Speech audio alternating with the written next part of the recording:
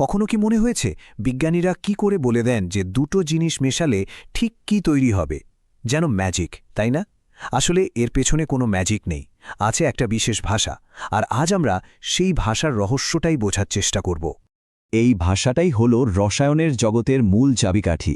এটাকে অনেকটা রসায়নবিদদের একটা জাদুর কাঠিও বলা যেতে পারে, যা দিয়ে আগে থেকেই যে কোনো রাসায়নিক বিক্রিয়ার ভবিষ্যৎ বলে দেওয়া যায়। তো আজ আমরা ঠিক কি ধাপে এই গোপন ভাষাটা শিখব? চলুন এক ঝলকে দেখে নেই আমাদের আজকের যাত্রার পথটা। তাহলে চলুন সরাসরি চলে যাই আমাদের প্রথম পর্বে। এই যে বললাম জাদুর কাঠি, এর আসল রহস্যটা কি? রসায়নবিদরা ঠিক কিভাবে এটা ব্যবহার করেন? তো এবার আসল কোড ভাঙার পালা। একটা সমীকরণ আমাদের ঠিক কি বলতে পারে? চলুন একেবারে প্রথম স্তর থেকে দেখা শুরু করি। রাসায়নিক সমীকরণ নামটা শুনে একটু কঠিন মনে হতে পারে, তাই না? কিন্তু ব্যাপারটা খুবই সহজ। এটা আসলে চিহ্ন আর সংকেত ব্যবহার করে একটা রাসায়নিক বিক্রিয়াকে সংক্ষেপে লেখার একটা উপায়। মানে কি জিনিস লাগছে আর কি তৈরি হচ্ছে সেটার একটা শর্টকাট। আর সবচেয়ে জরুরি বিষয় হলো এখানে পরমাণুর সংখ্যার একটা নিখুঁত হিসাব থাকে। যে কোনো রান্নার মতো একটা রাসায়নিক বিক্রিয়ারও দুটো প্রধান দিক আছে। একদিকে থাকে বিক্রিয়ক, মানে আমাদের রান্নার উপকরণগুলো, আর অন্যদিকে থাকে বিক্রিয়াজাত পদার্থ, মানে রান্নার পর তৈরি হওয়া ফাইনাল ডিশটা। চলুন একটা খুব চেনা উদাহরণ দিই, জল তৈরি হওয়ার প্রক্রিয়া।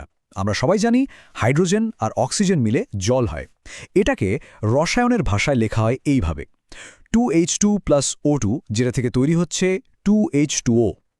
এখন আমরা এই একটা সমীকরণকেই ব্যবচ্ছেদ করে দেখব এর ভেতরে কি রহস্য লুকিয়ে আছে। তো প্রথম নজরেই এই সমীকরণটা আমাদের কি বলছে? এটাকে বলে গুণগত তথ্য।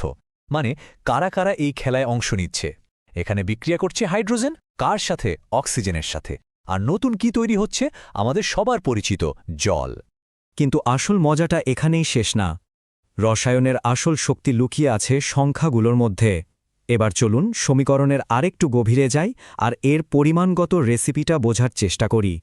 একটা ভালো কেক বানাতে যেমন ময়দা, চিনি, ডিমের সঠিক পরিমাণ লাগে, এখানেও ঠিক তাই। সমীকরণটা একদম পরিষ্কার করে বলে দিচ্ছে লাগবে ঠিক 2টি হাইড্রোজেন অণু, আর তার সাথে লাগবে 1টি অক্সিজেন অণু। এই দুটো মেশালেই পাওয়া যাবে ঠিক 2টি জলের অণু, কমও না বেশিও না। ব্যাপারটা কিন্তু শুধু অণুর সংখ্যাতেই থেমে থাকে না।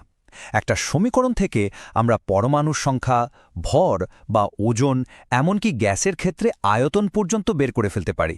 ভাবা যায় কিভাবে? চলুন পরের ধাপে সেটাই দেখি। এই টেবিলটা দেখুন, এখানেই আসল জাদুটা লুকিয়ে আছে।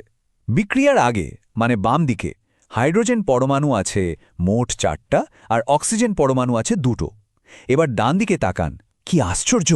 বিক্রিয়ার পরেও হাইড্রোজেন পরমাণু 4টেই আছে আর অক্সিজেন পরমাণু আছে 2টো। কিছুই হারায়নি। আর ভরের হিসাবটা দেখুন, পারমাণবিক ভর দিয়ে হিসাব করলে বাম দিকের মোট ভর দাঁড়ায় 36, আর ডান দিকেও মোট ভর একদম ঠিক 34। একেবারে নিখুঁত ভারসাম্য। এই 36 সংখ্যাটা খুবই গুরুত্বপূর্ণ। এটা প্রমাণ করে যে বিক্রিয়ার শুরুতে মোট যা ভর ছিল, বিক্রিয়ার শেষেও ঠিক ততটাই ভর আছে। এক বিন্দু এদিক ওদিক হয়নি। এর থেকে আমরা একটা দারুণ জিনিস জানতে পারি, সেটা হলো ভরের অনুপাত। এই বিক্রিয়াটা সবসময় একটা নির্দিষ্ট 1:8:9 অনুপাত মেনে চলে। মানে 1 গ্রাম হাইড্রোজেনের সাথে বিক্রিয়া করার জন্য ঠিক 8 গ্রাম অক্সিজেন লাগবে, আর তাতে তৈরি হবে 9 গ্রাম জল। চিন্তা করে দেখুন, রকেট সায়েন্স থেকে শুরু করে ওষুধ তৈরির ল্যাব পর্যন্ত এই নির্ভুল হিসাবটা কতটা জরুরি।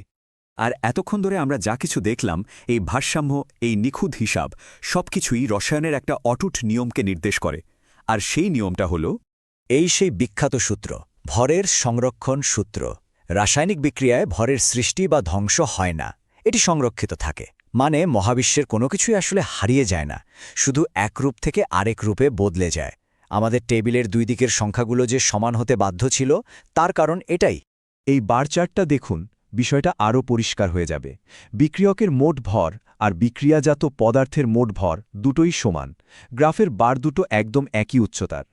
যদি পুরো ব্যাপারটা একটা লাইনে বলতে হয়, তাহলে সেটা হলো যা কিছু ভেতরে ঢুকবে ঠিক ততটাই বেরিয়ে আসতে হবে। এর কোনো ব্যতিক্রম নেই, এটাই প্রকৃতির নিয়ম। তো আজকের আলোচনা শেষ করার আগে একটা ছোট্ট প্রশ্ন নিয়ে ভাবা যাক। আমরা তো দেখলাম হাইড্রোজেন আর অক্সিজেনের পারমাণবিক ভর যথাক্রমে 1 আর 16।